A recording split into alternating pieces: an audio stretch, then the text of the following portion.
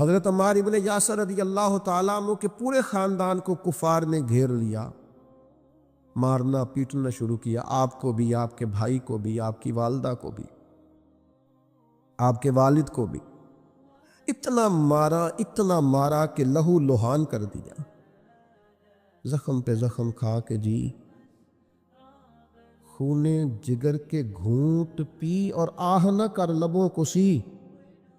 یہ عشق ہے، کوئی دل لگی نہیں، یہ آزمائش حسن ہے۔ اگر کسی کو راہ خدا میں آئے تو سیدنا عمار ابن یاسر کی والدہ کو اس طرح مارا کہ ان کی ایک ٹانگ ایک اونٹ کے ساتھ باندھ دی، دوسری کے ساتھ باندھ دی، اور پھر ان کو نیزے مارے حتیٰ کہ 2 حصوں میں کٹ گیا وجود، اور وہ باہمت خاتون درد سہتے سہتے اپنے رب کے حضور حاضر ہو گئی۔ پھر ان کے والد کو شہید کیا، کس کے لیے، کس کے نام پر، کس وجہ سے؟ پھر ان کے بھائی کو شہید کیا۔ پھر جناب عمار ابن یاسر وہ سخت صدمے میں تھے، پھر ان کو مار رہے، پھر ان کو مجبور کیا کلمات کفر کہنے کے لیے، ان کے منہ سے نکل گئے، انہوں نے ایسے کلمات کہہ دیے جو معاذ اللہ کفریات تھے۔ اب اتنا زد و کوف ہوا، تکلیف دی، بول دیا انہوں نے، لوگ دوڑے گئے نبی کریم کی بارگاہ میں، عمار تو معاذ اللہ کافر ہو گئے۔ بات بتانے والے نے تو بات بتا دی، پر جو جواب آیا وہ بڑا نرالا تھا کہ حضور اس نے کفر کیا ہے۔ محبوب فرمانے لگے خاموش ہو جا، عمار سر سے لے کر پاؤں تک ایمان ہی ایمان ہے۔ فرمایا ایمان تو اس کے خون کے اندر، اس کے وجود کے اندر، اس کے لہو کے اندر، جسم کے اندر سرایت کر گیا ہے ایمان، اور جس کے سینے میں، گوشت میں، لہو میں سرایت کر جائے وہ کیسے کافر ہو سکتا ہے؟ لیکن چونکہ انہوں نے مجبوراً یہ کہا تھا، پھر وہ خود دوڑے ہوئے آئے، عرض کی یا رسول اللہ پتہ نہیں کیا حال کر دیا کہ میرے منہ سے کلمات نکل گئے۔ محبوب فرمانے لگے تو کلمات کی چھوڑ، دل کی بتا، دل کی بتا، تیرے دل کی کیفیت کیا ہے؟ عرض کی یا رسول اللہ دل تو ہر لمحے کے لیے ایمان پر مطمئن ہے۔ تو محبوب نے فرمایا کوئی بات نہیں، پھر جان بچانے کے لیے ایسا کرنا پڑے تو حرج ہے، کوئی ڈٹ جائے نہ کفر کرے تو اعلیٰ شہید ہے، لیکن اپنی جان بچانے کے لیے کسی نے مجبور ہو کر صرف زبان سے یہ کلمات کہہ دیے تو حرج ہے۔ جب سورج کی کرنیں چمکی، قربان جائیں کیا نظارہ ہوگا، لبیک لبیک کی صدا آ رہی ہے، دیکھ کون رہے ہیں؟ مدینے والے محبوب صلی اللہ علیہ وسلم۔ حضور اس لشکر حسن کو لے کر، اس نور بھرے قافلے کو لے کے، یہ کون ہیں جو حضور کے ساتھ سارے نکلے ہیں؟ یہ کون ہیں سارے؟ یہ وہ فیروز بخت سعادت مند لوگ ہیں کہ ان میں سے جس نے ایک دفعہ بھی ایمان کی حالت میں حضور کو دیکھا اور پھر خاتمہ بالخیر بالایمان کے ساتھ دنیا سے رخصت ہوئے، یہ وہ لوگ ہیں کہ ولی اگر 60 سال بھی سارا دن روزہ رکھے، ساری رات نفل پڑھے، ہر برائی سے بچے، لیکن پھر بھی کسی صحابی کے قدموں کی خاک تک کو نہیں پہنچ سکتا، اور صحابی زیارت سے بنتا ہے، ولی عبادت سے بنتے۔ نبی پاک صلی اللہ تعالیٰ علیہ وسلم کے وہ سارے صحابہ کون ہیں؟ الصحابہ النجوم، یہ حضور کی چاروں جانب جو چمک رہے ہیں، انہیں خود میرے نبی پاک نے ستارے فرمایا ہے۔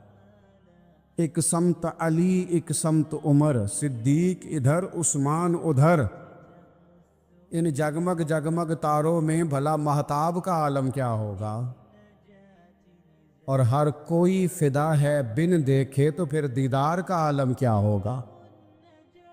تو نبی پاک صلی اللہ علیہ وسلم نے یہ وہ موقع تھا، 9 ذی الحج، میدان عرفات، حضور صلی اللہ علیہ وسلم نے ظہر کی نماز ادا فرمائی، اور پھر کچھ توقف کے بعد حضور کے لیے اونٹنی پر کجاوا سجایا گیا۔ حضور اپنی کسوا نامی اونٹنی پر سوار ہوئے، میرے محبوب نے خطبہ دینے کا ارادہ فرمایا۔ رب کریم نے ارشاد فرمایا، الیوم اکملت لکم دینکم آج میں نے تمہارے لیے تمہارا دین مکمل کر دیا ہے، مکمل ہو گیا دین، اس کے بعد کوئی اور دین نہیں آئے گا۔ اس آیت نے بتا دیا کہ حضور آخری نبی ہے، دین مکمل ہو گیا، اب کسی اور پیغمبر کی، رسول کی، دین کی، کتاب کی ضرورت باقی۔ آج میں نے تمہارے لیے تمہارا دین مکمل کر دیا۔ اور کیا خوبصورت لفظ ہیں، قرآن پاک نے فرمایا وَأَتْمَمْتُ عَلَيْكُمْ نِعْمَتِي، اور آج میں نے تم پر اپنی نعمتیں تمام کر دی ہیں، نعمتیں مکمل کر دی۔ وَرَضِيتُ لَكُمُ الْإِسْلَامَ دِينًا، اور اللہ فرماتے ہیں میں نے تمہارے لیے دین اسلام کو پسند کیا ہے، یہ میری رضا ہے، یہ دین اسلام تمہارے لیے پسند کیا ہے۔ کوئی بندہ ساری زندگی مخلوق کی خدمت کرے، ساری زندگی رستوں سے کانٹے اٹھائے، ساری زندگی خیر کا کام کرے، کسی کو تکلیف نہ دے، لیکن اگر مسلمان نہیں نا، اگر کلمہ نہیں نہ پڑھتا، تو اس کی ساری عمر کی خیر بھی کسی کام کی نہیں۔ اس لیے کہ رب فرماتا ہے جڑ دین اسلام ہے، جڑ ہوگی تو پھر شاخیں قبول کی جائیں گی نا، تو اگر جڑ ہی سرے سے نہیں ہے تو خیر کرنے کا معنی۔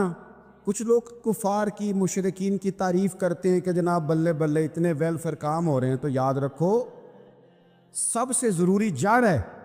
قرآن پاک میں رب تعالیٰ نے منافقین، مشرکین اور کفار کے اعمال کی بنیاد اس طرح کی بتائی ہے کہ جس طرح پتھر پر تھوڑی گرد پڑ جائے، ذرا ہوا کا جھونکا ہے یا بارش آئے تو پتھر صاف کا صاف ہو جاتا ہے۔ ان کے اعمال اس طرح کے ہیں۔ اس خیر کا کیا مطلب کہ جس خیر میں ایمان ہی شامل نہیں؟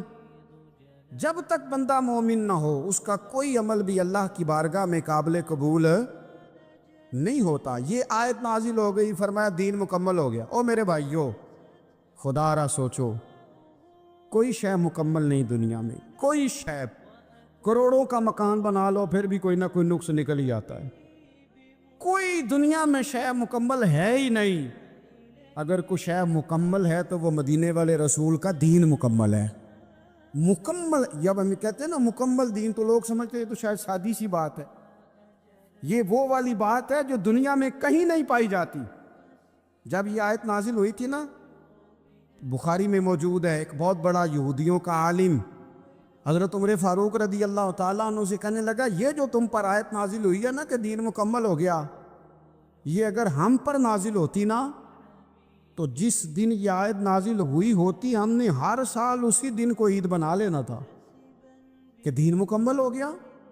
الیوم اکملت لکم دینکم، دین مکمل ہو گیا، ہم تو عید بنا لیتے۔ تو حضرت عمر کہنے لگے ہم پر بھی بڑا فضل ہے، جس دن آیت نازل ہوئی تھی عرفہ کا دن بھی تھا اور جمعے کا دن بھی تھا، ایک نہیں دو عیدیں تھیں مسلمانوں کی، دو عیدیں تھیں مسلمانوں کی، دو۔ عزیز بھائی، دین مکمل اللہ نے دیا۔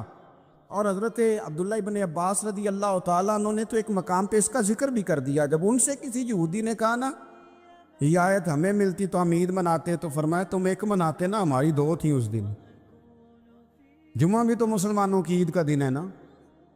بہت سارے لوگ ہیں بیچارے جو کہتے ہیں اسلام میں عیدیں صرف دو ہیں، اور وہ بھی صرف پریشانی انہیں عید میلاد النبی والے دن ہوتی ہے، اس کے آگے پیچھے نہیں ہوتی۔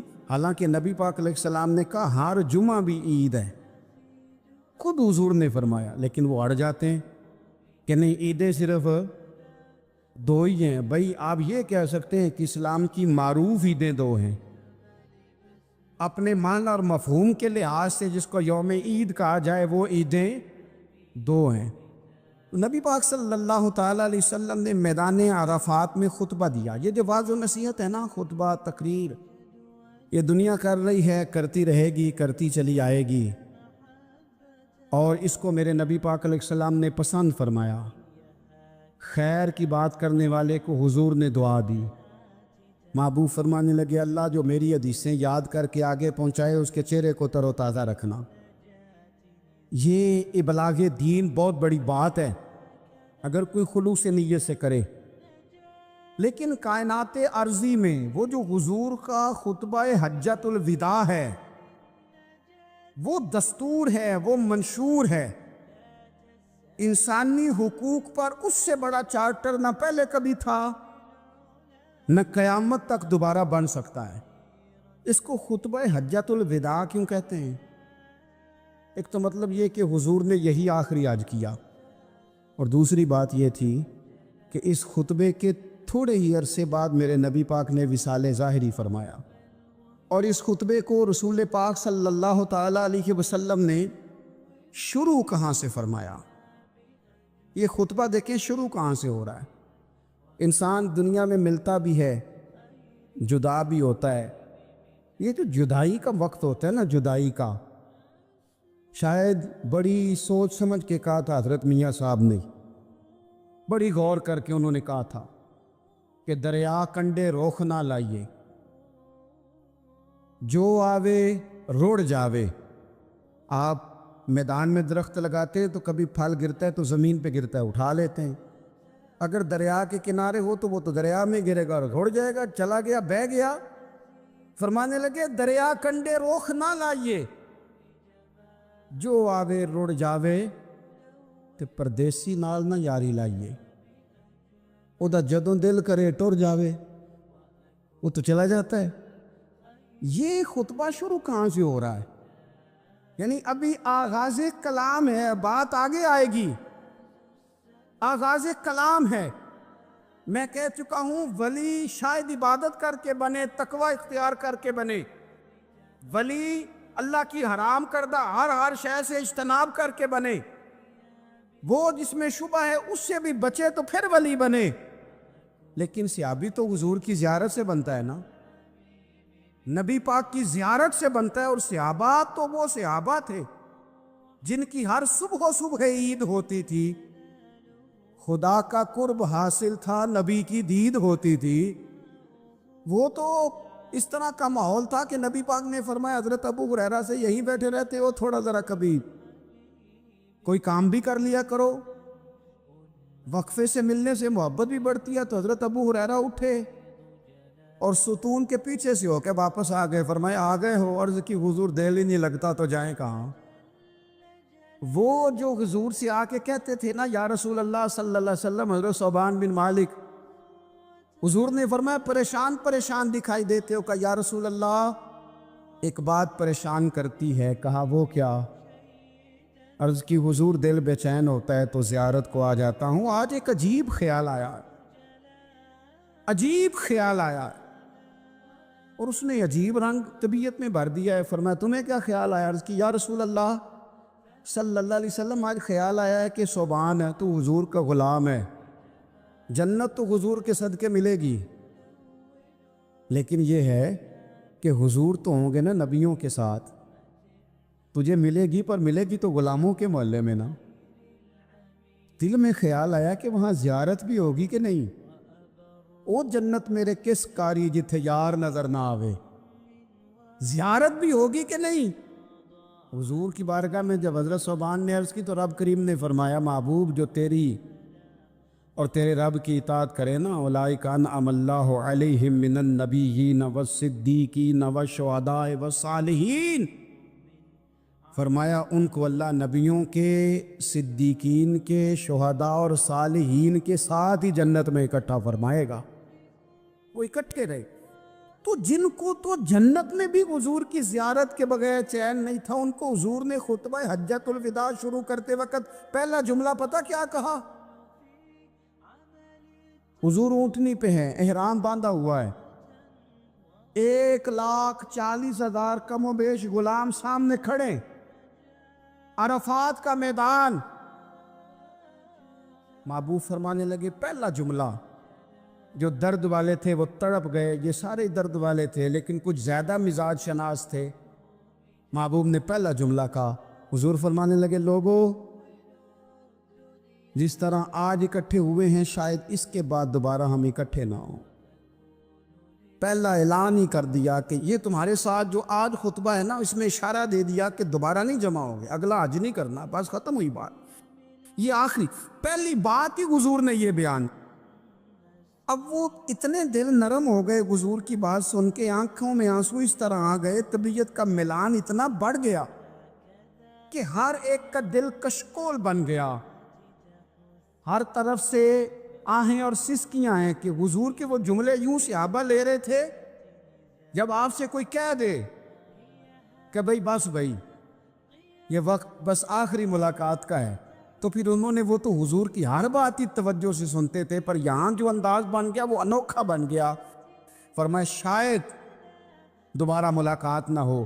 پھر میرے کریم محبوب صلی اللہ تعالیٰ علیہ وسلم نے فرمایا جس طرح تمہارے لیے یہ شہر حرمت والا ہے، مکہ حرمت والا ہے نا، ایک نیکی کرو تو مکے میں 1,00,000 کا ثواب، حرم مکہ میں ایک گناہ کرو تو وہ بھی 1,00,000 لکھا جاتا ہے، حرمت والا ہے، بڑی عزت والا ہے۔ فرمایا جس طرح یہ گھر عزت والا ہے کعبہ، جس طرح یہ شہر عزت والا ہے، فرمایا جس طرح آج کا دن حرمت والا ہے۔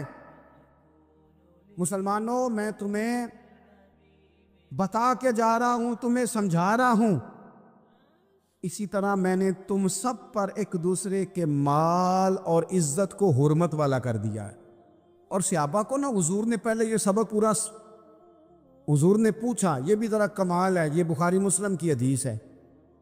حضور نے صحابہ سے پوچھا 9 ذی الحجہ ہے، جمعے کا دن ہے، ذی الحج کا مہینہ ہے، سب کو پتہ ہے، لیکن نا آپ جمعہ پڑھنے ہیں تو میں آپ سے کہوں کہ آج کون سا دن ہے تو آپ کہیں گے جناب جمعہ ہے، عجیب آدمی ہے جمعہ پڑھا رہے ہو۔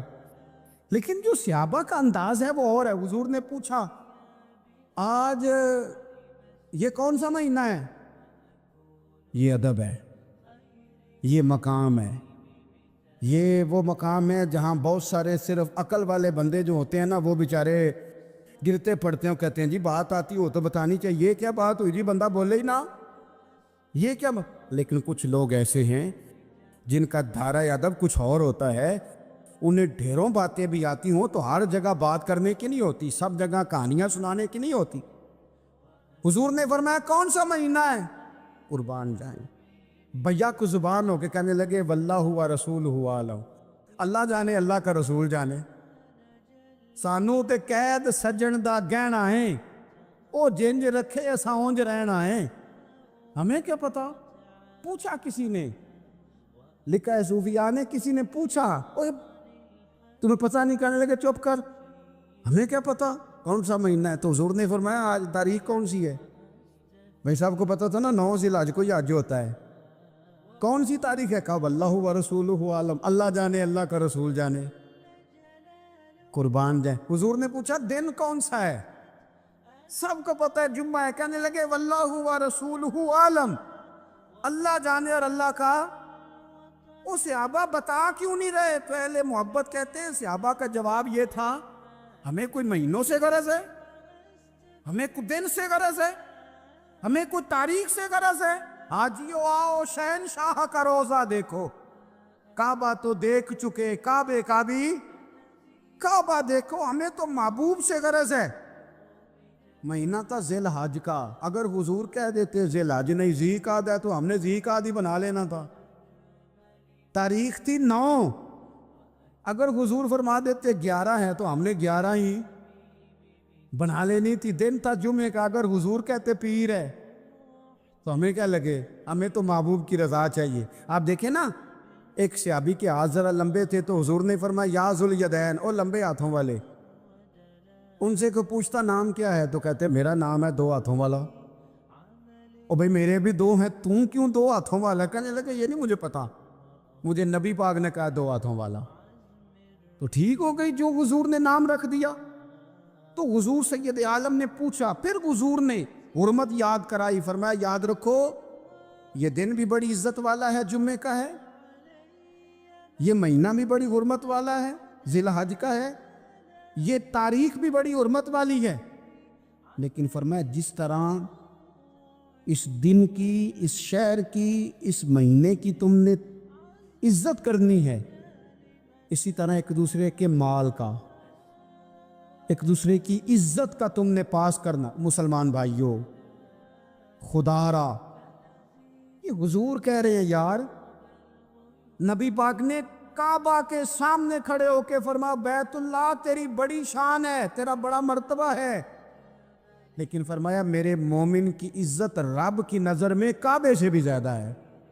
اللہ تعالیٰ نے قرآن مجید میں فرمایا یا ایھا الذین آمنوا لا تبطلوا صدقاتکم بالمن والعزا، فرمایا اے ایمان والو، احسان جتلا کر اور ایذا دے کر اپنے صدقات کو کہیں باطل نہ کر لینا۔ اپنے صدقات باطل نہ کرو، احسان جتا کر، ایذا دے کر، تکلیف دے کر۔ لوگ جب کسی غریب آدمی کو کچھ دینے کے بعد احسان جتلا رہے ہوتے ہیں اور اس پر اپنی نیکیاں گنوا رہے ہوتے ہیں اور وہ بغیر کسی ٹھہراؤ کے بولتے چلے جاتے ہیں، تو آپ اندازہ کر سکتے ہیں کہ اس مجبور، تنگ دست اور غریب آدمی پر کیا گزرتی ہے۔ اس کا دل کن بے چینیوں، بے قراریوں اور پریشانیوں کا شکار ہوتا ہے۔ لیکن ہمارے ہاں تکلیف دینے والے ایک منٹ کا بھی وقفہ کرنے کو تیار نہیں ہوتے۔ اللہ کے پیارے رسول صلی اللہ تعالیٰ علیہ وسلم نے 3 لوگوں کے بارے میں ارشاد فرمائی، یہ جنت میں نہیں جائیں گے۔ نسائی شریف میں یہ حدیث موجود ہے۔ یا رسول اللہ صلی اللہ تعالیٰ علیہ وسلم کون کون لوگ؟ ایک فرمایا جو شراب کا عادی ہو، دوسرا فرمایا جو والدین کا نافرمان ہو، اور تیسرا حضور فرماتے ہیں جو احسان جتلانے والا ہو۔ جنت میں نہیں جائیں گے۔ نیکی کی ہے اب تو بھول جا، اور نیکی کی ہے تو اسے محض اپنے رب کی رضا کے حصول کا ذریعہ سمجھ۔ تو احسان جتلا رہا ہے، یہاں تک کہ والدین کے ساتھ، بہن بھائیوں کے ساتھ، دوست احباب کے ساتھ، قریبیوں کے ساتھ نیکی کر کے بھی لوگ احسان جتلاتے ہیں، ضائع ہو جاتی ہیں نیکی۔ یعنی عجیب بات ہے نا، حضور فرماتے ہیں احسان جتلانے والا جنت میں نہیں جائے گا، یعنی نیکی کر کے دوزخ خرید لی، احسان کر کے، خرچ کر کے اپنے لیے جہنم کٹھی کر لی۔ کیوں؟ احسان جتلایا، اس نے بتلایا ہے۔ یوں تو ہر ایک کو شیطان سے ڈر لگتا ہے، اور مجھ کو اس دور کے انسان سے ڈر لگتا ہے، اور جس کی ہر بات میں پوشیدہ ہو نشتر کی چبھن۔ شاعر کا تخیل دیکھیے، نشتر کی چبھن، جس کی ہر بات میں پوشیدہ ہو نشتر کی چبھن، ایسے ہر صاحب احسان سے ڈر لگتا ہے۔ اس طرح کے احسان کرنے والوں سے خوف آتا ہے کہ اللہ بچا ان سے۔ کچھ لوگ اذیت دیتے ہیں، تکلیف دیتے ہیں، آزمائش میں ڈال دیتے ہیں۔ کسی کے گھر مہمان چلے گئے، آپ کو چند لمحوں کے لیے جانا ہے، تو آپ وہاں جا کر ایک بڑے زبردست قسم کے انجینئر کیوں بن گئے ہیں؟ یہ دیوار پہ کیا کام کرایا ہے، یہ کس سے کرایا ہے، یہ اگر آپ کو میں ایک بندہ بتاؤں، اگر فلاں سے آپ کام، بھئی آپ کو تو بطور مہمان بلایا گیا ہے، آپ کو کس نے کہا ہے کہ آپ کو انجینئر کے طور پہ دعوت دی ہے؟ آپ آئے ہیں، تشریف رکھیے، اور جتنی دیر آپ کو کہا جاتا ہے آپ بیٹھیے، اور پھر اس پر تبصرہ ہے، یہ فرنیچر کہاں سے لیا ہے، یہ قالین کہاں سے آیا ہے، اتنے سوال جواب۔ بعض دوست ایسے ہوتے ہیں جن سے کہنا پڑتا ہے کہ میرے بھائی آپ مہربانی کریں، ہم آپ کو نہ انجینئر سمجھتے ہیں، نہ اچھا ڈیزائنر سمجھتے ہیں، ہم نے تو آپ کو ملنے کے لیے بلایا تھا، آپ آئیے اور جائیے۔ اور اتنے زیادہ تو مطلب وقت ہی نہیں ہے انسان کے پاس کہ وہ جائے اور اتنے زیادہ تبصرے کرے اور جا کے کسی کو تکلیف دے۔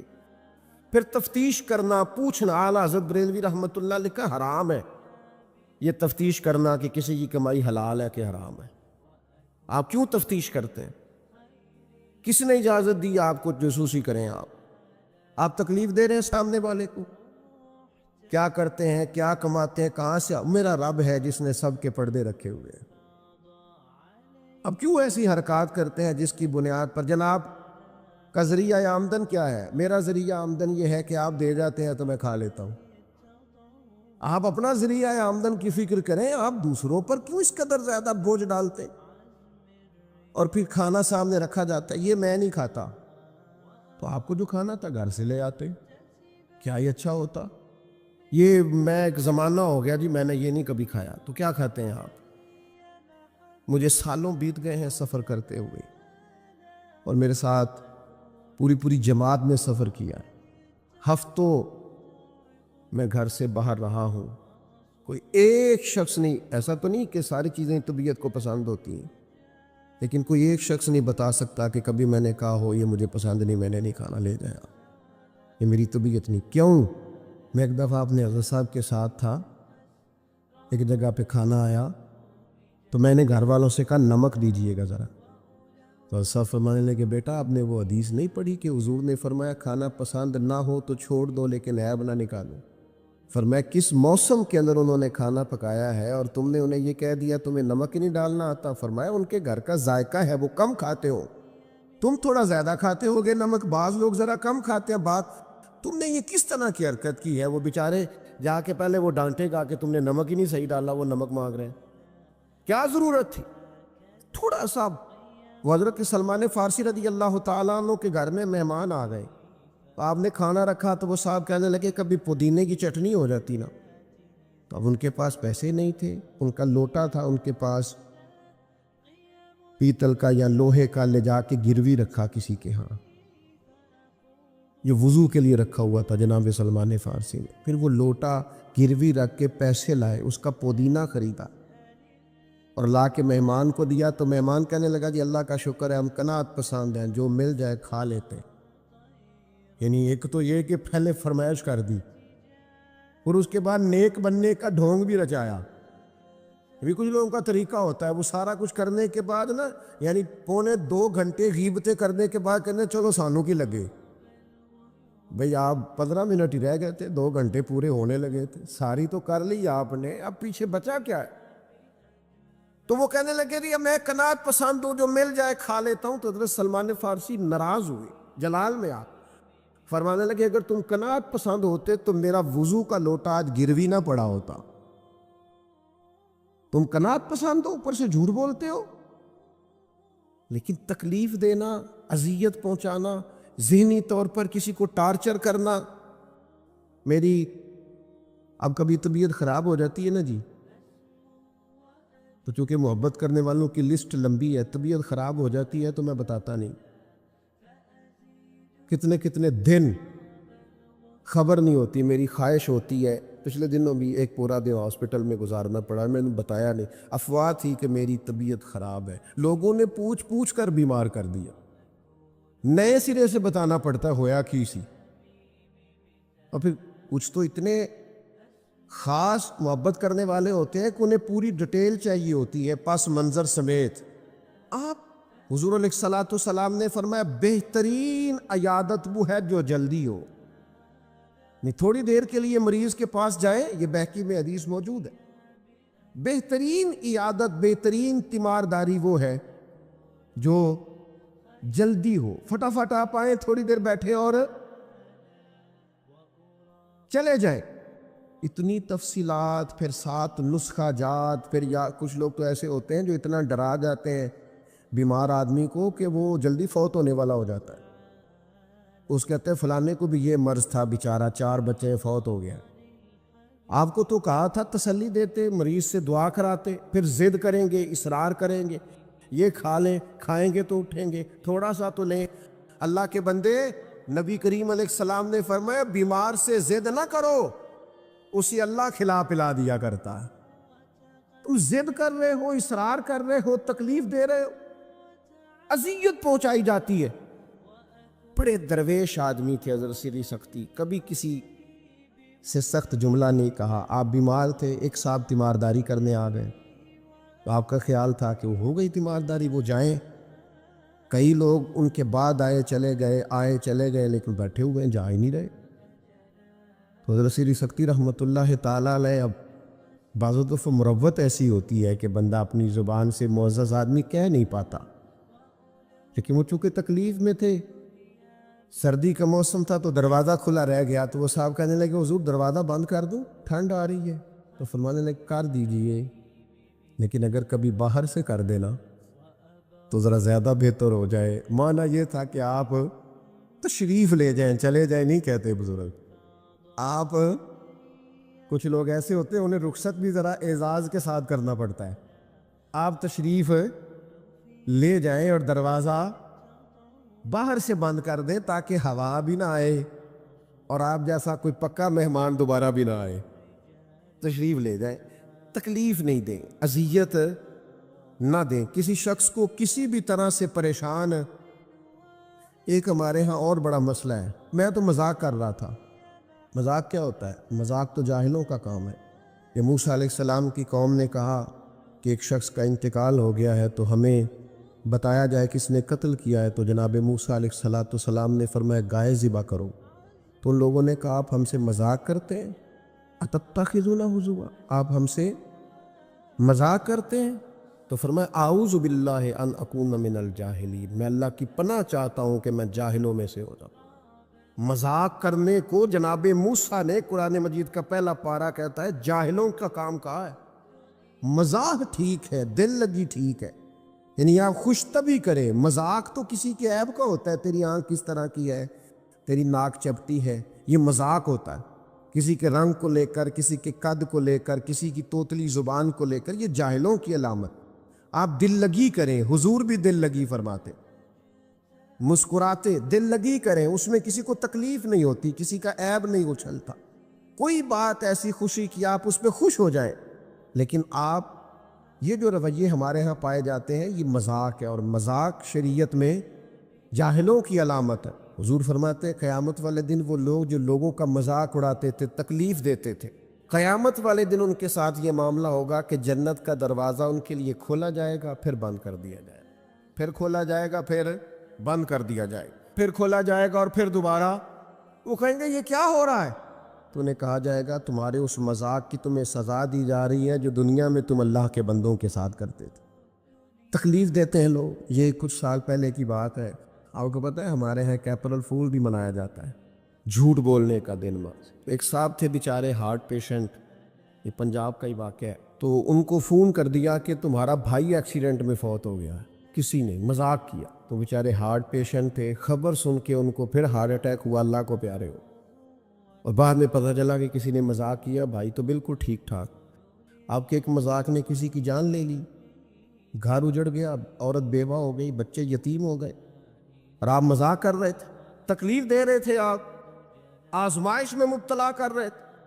میں نے ایسے طلباء کو دیکھا ہے کالج میں، مدرسے میں، یونیورسٹی میں، اسکول میں، جو بیچارے کسی وجہ سے کمزور تھے، کوئی ایسا معاملہ تھا، ان کا اتنا مذاق اڑایا گیا کہ وہ بیچارے تعلیم چھوڑ کے چلے گئے، گزارا نہیں ہو سکتا یہاں، ہر آدمی مذاق اڑا رہا۔